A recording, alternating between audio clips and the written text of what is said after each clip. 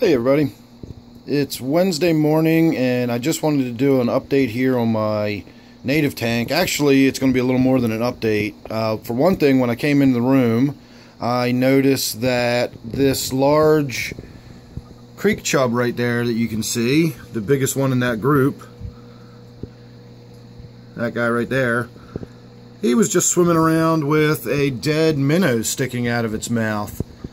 So I've kind of wondered where all of the minnows in this tank seem to disappear to, because the Mayan Cichlid doesn't really seem to be that aggressive when it comes to feeding on the other fish. I've seen it destroy some crayfish, but I've never really seen it do anything other than kind of chase away the other fish. It does not seem to be much of a piscivore, meaning that it does not seem to feed on other fish very much. So my number of minnows in here keeps dwindling faster than the dead ones I pull out can account for. I also wonder why I often have so many dead ones, and you can see this one here has marks and scrapes all over it. I've been wondering what has been putting those marks on there, and now I believe it's these big creek chub in here. I didn't realize they were such aggressive fish like that, and they fed on other fish. So that's pretty interesting. So I wanted to point that out, but what I really wanted to do was see if my Mayan Cichlid, while I still have it, will eat this big fat worm I found out on the sidewalk. So give me half a second, let me get the lid opened up here, and then we'll be right back and we'll see whether or not this cichlid will eat that worm. Alright, it's a few minutes later, and unfortunately me getting the top opened up and shoving the light and everything out of the way so I could open the lid at this end has got that Mayan Cichlid completely spooked and hiding down in the caves. I have to get to work, so I don't have time to wait half an hour for him to relax and come back out. So I'm hoping, well, there he goes, maybe he'll start moving around a little bit more. I threw a little bit of algae wafer in there, which he loves, and I'm hoping that brought him out a little bit. So let's see if he shows any interest whatsoever in that worm. I knew that little sunfish was going to.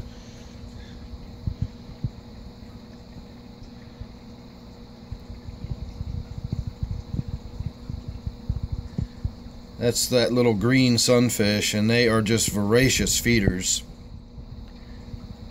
Sorry the light is dimmed. I had to move that forward fixture just so that I could get the lid open, and of course doing so made all the noise and moving the light around and has everybody all spooked. So I don't want to take the time to close the lid. There we go.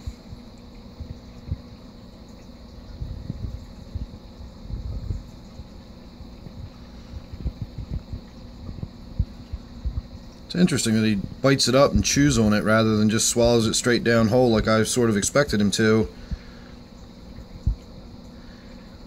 I wonder if, since they clearly eat crayfish on a regular basis, maybe their method of eating, maybe their normal prey is stuff that is too aggressive or dangerous to simply eat outright, and they have to attack it and tear it up and kill it in order to eat it. And maybe that's just normal behavior for this fish, to peck at and kill that worm before it actually devours it. So of course me standing here talking again has him all spooked and hiding in his cave. He's probably never seen, well, I know he's never seen a real worm before in his life. I've had him since he was a tiny little thing, and I've never fed him a worm before.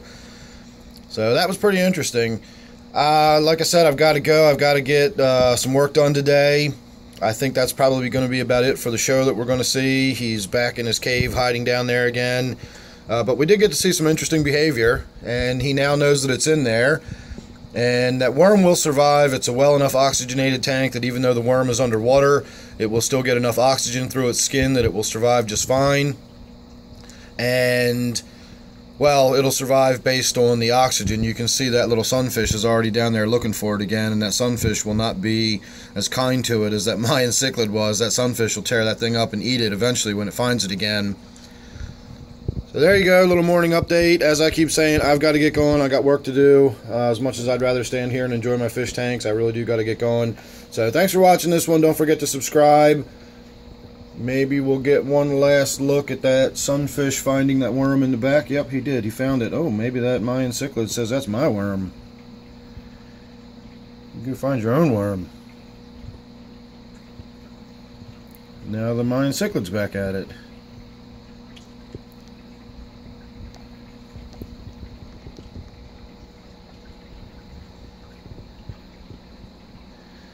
That is really interesting, the way he just seems to chew on it and then spit it back out. I don't really know why he's not just eating it. The sunfish just found one of those algae wafer crumbles I'd thrown in there. I always break them up into smaller pieces. So you can see how territorial this Mayan cichlid is. He definitely doesn't like anybody getting near his cleared out area. This whole end of the tank, all the way over, you know, past this cave, is where he's got the gravel and everything piled up. So from here over is all his, and you can see even the minnows really sort of steer clear from this end of the tank, and they tend to huddle down this end a little further.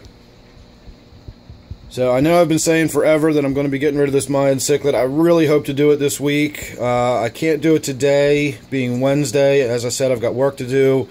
Thursday, my guy is not at work, and then we'll have to see how Friday plays out, and then the weekends are just way too busy in there to have them messing around doing favors for me, so it'll definitely be during the week. So if I don't get it done Friday, it'll be next week, but we will get that Mayan cichlid out of here very soon, I promise. He's still down there working on that worm. Again, just interesting that he doesn't just eat that worm. Why he's chewing on it like that and spitting it in and out like that is just kind of weird. It's interesting. At any rate, make sure you're subscribed. As I said, that way you won't miss anything I got coming up. I do updates like this all the time. Plus, I've got a bunch of other tanks, and I've always got something going on. You don't want to miss any of it. This one is my native tank. As I said, I have lots of others, but this one is my native tank. Even though it does have an invasive species in it, I guess that makes it fairly typical for the East Coast. So thanks again. See you real soon in the next one.